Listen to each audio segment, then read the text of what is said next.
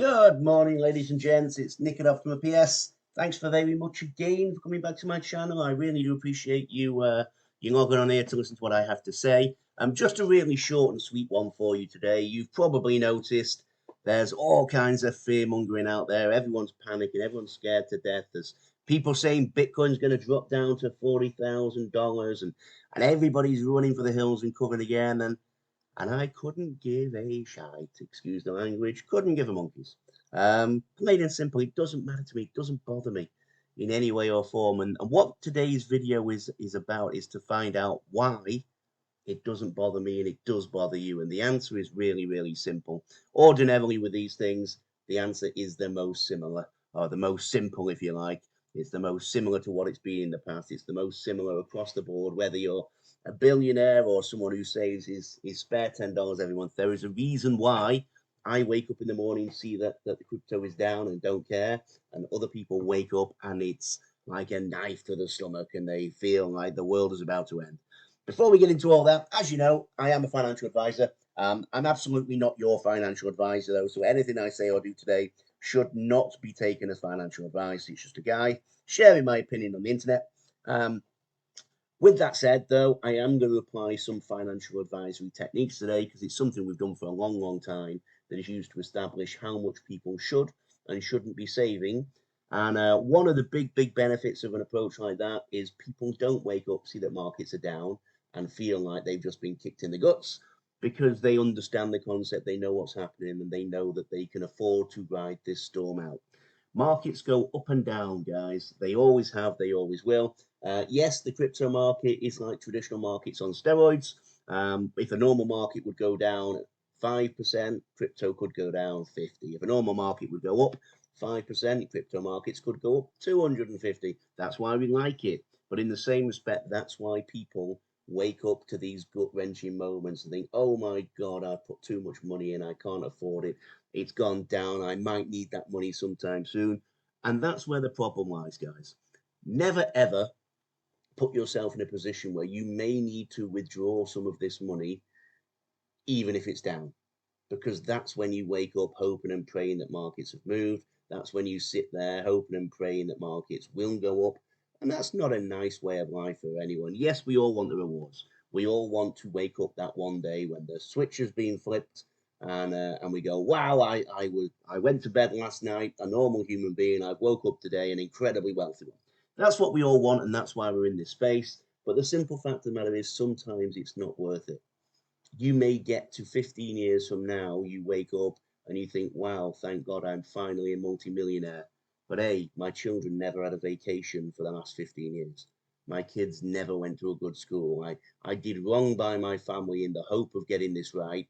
It took longer than I thought, and it's not worked out. I don't want to be that doom and gloom guy, but the simple fact of the matter is there are ways to avoid this and still take a very nice, healthy slice of the cake that's on offer. So what I'm looking at really is just a couple of really simple things. If you woke up and you saw that the price of whatever is your chosen crypto, let's use Bitcoin, today it's $54,000. Again, everyone talks about, oh my God, Bitcoin's $54,000. Well, it's, to be perfectly honest, it's been at $54,000 for a relatively short period of time. You know, let's have a look in the last 1 year. We were not above $54,000 in February this year. We're only September now. Yeah, February the 26th, 54. So we're about where we were, what, 7 months ago, half a year ago. Let's look at the last 5 years. We are currently significantly higher than the vast majority of the last 5 years. What are you worried about? I'll tell you the answer. It's not that Bitcoin has dipped ever so slightly in a few months. You're worried that Bitcoin might not recover from its previous high before you need to spend it. That's what it's really about. And if you are worried about that, you've done this wrong. Now, I'm not going to tell anyone how to invest your money. Like I say, this is not financial advice, but I can tell you how to invest your money so that you avoid this next time. Pick an amount you're comfortable with. Just pick an amount. You know, if you're a guy that earns 10,000 US dollars every month, your bills are 3, you've got 7 left to play with, use a good, comfortable half of that. That's not bad because you've got a good disposable income. If you're a guy that earns 2,000 US dollars a month, and your bills are $1,800, that gives you $200 to spare. Probably don't use half of that, because something might happen, the car might break down, the kids might get sick, anything can happen. So you have to do this in accordance with your own well-being. And that's simple. We can look at this here. This is a flow chart from, I don't even know. I found this, I Googled this about 2 minutes before I turned my camera on. So this is something, but what it basically says is, should I save or invest? It's a really simple flow chart. It begins with, is there money left over after paying all your expenses? No, save. And save doesn't mean buy and invest, by the way. It means put it in a rainy day account in your bank. Save, put a piggy bank under your bed, wherever you want to put it, but save some money. Yeah. Yes, there is money left over. Great. Is your family financially protected? Now, financially protected could mean a lot of things. It could mean insurance. It could mean, do you have 6 months worth of mortgage repayments in there? Do you have 6 months worth of medical expenses in there? Anything that might possibly go wrong. If the car breaks down, can I still get myself to work? Can I get the kids to school? That kind of thing. If the answer is no, we'll save some more. Dead simple. Save some more. Make sure you've got a buffer. In my line of work, we always talk about 6 months expenses in the bank as a bare minimum. If you come to me to say, Nick, I want to invest some money, and you have less than 6 months expenses in the bank, I say, great, come back when you've got more than 6 months expenses in the bank. That's the simplest rule of thumb we have. But yes, your family is financially protected. Have you saved enough to use as investment capital? No. Then save some more. Dead simple. Save some more. Yes, you have saved enough to use as investment capital. Great. What's your goal? If your goal is short term, if you need to make a quick turnaround on this investment, then save some more in the bank. Because that's not what this money is for. You don't want to be using that money that you may need in 3 months, 6 months, 12 months time as investment. Because if the world goes down, you're going to be screwed again. Dead simple. Put it in the bank. Don't take all that risk off the table. If your goal is medium or long term, then it comes down, it says, how old are you? If you're 39 and younger, you can explore higher risk options. If you're 40 and older, you may want to stick to low risk options. That's the only bit I don't agree with, because there's a big difference there. I always look at it and say, if your bare essentials, your medium short term is covered, I've got enough money to cover if the car blows up. I've got enough money for a vacation. I've got enough money for if one of the kids gets sick, or a parent gets sick, or somebody gets sick that I want to take time off work to nurse or to visit. I've got all these short thing considerations taken care of. Well, then you can afford to be a bit more risky with your investments if you like.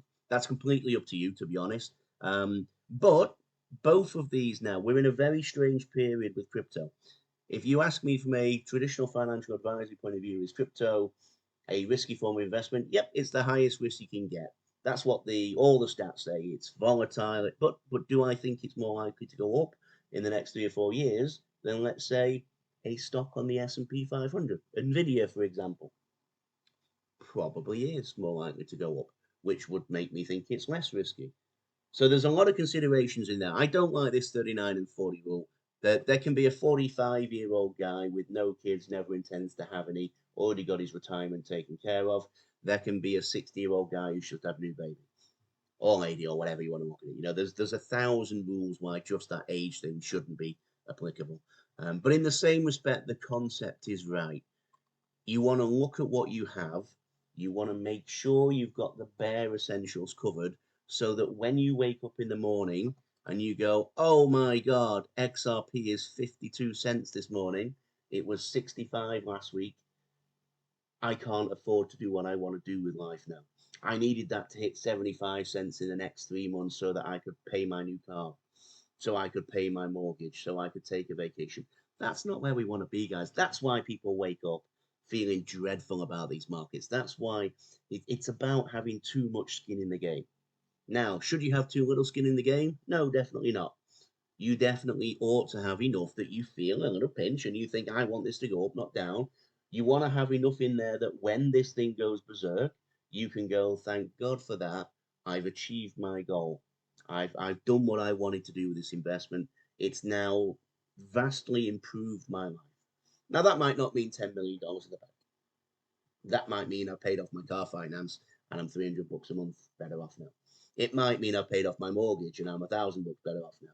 It might mean I've not done anything different with this money, but I've parked it into my pension pot. It's in my 401k now, and I'm very, very sure that I'll have enough to retire comfortably in 30 years' time. It can be any goal you want it to be, but what it shouldn't be is I desperately need this to go up by 50% in the next month, 1,000% in the 6 months, or I can't afford to live. I'm going to have to sell a kidney. It can't be that. That's why there's so much doom and gloom out there. You never see me say a negative thing about this market because I don't care. I want it to go up like you want it to go up. Of course I do. But if it goes down and it becomes zero, it's a kick in the nuts. Definitely a kick in the nuts. But it will not drastically impact my day-to-day life for the next 10 years. It would be a bit of a kick in the nuts. No two ways about it. I'm certain I'm right. It would be more of a kick to my ego than it would to my financial position. But that's where you have to be with these things. They're so damn volatile. You can't be that guy who's on a wing and a prayer, desperately hoping that next week is the week it goes boom, because otherwise you're going to have to sell your house, sell a kidney, sell your car, send your kids to work in the factory rather than going to college. That's not what this is for, guys. And that's why it's such a desperately horrible time when the markets wobble. So I hope that all makes sense. Listen, I'm not here to tell you how to do things, but that is a reason. It's the reason I see most commonly. And I talk to probably 300 or 400 people a year in one way or form about their finances. It's the most common reason. People put too much skin in the game or not enough. The other side, the other desperate side is people come to me and go, Nick, I'm 59. I need to retire at 65. What can I do about it now? And the answer is not very much. You don't want to be too long the other way. I did have this article I was going to get into. I'm not going to read the whole thing through. We're running out of time. But it says 42% of millennials have not begun saving for retirement. Guess what? If you're a millennial, you're already of the age where you need to start looking at saving for retirement. I'm technically a millennial. I'm at the very top end of millennials, I must admit. I didn't realize I was one until I saw what the age dynamics were. But I am technically the eldest of the millennials. But again, I've been saving for retirement for 20 years now. Not always vast quantities. Some years I couldn't save any because life, went a different way. But the simple fact of the matter is, if you're a millennial, you should be thinking about saving for retirement.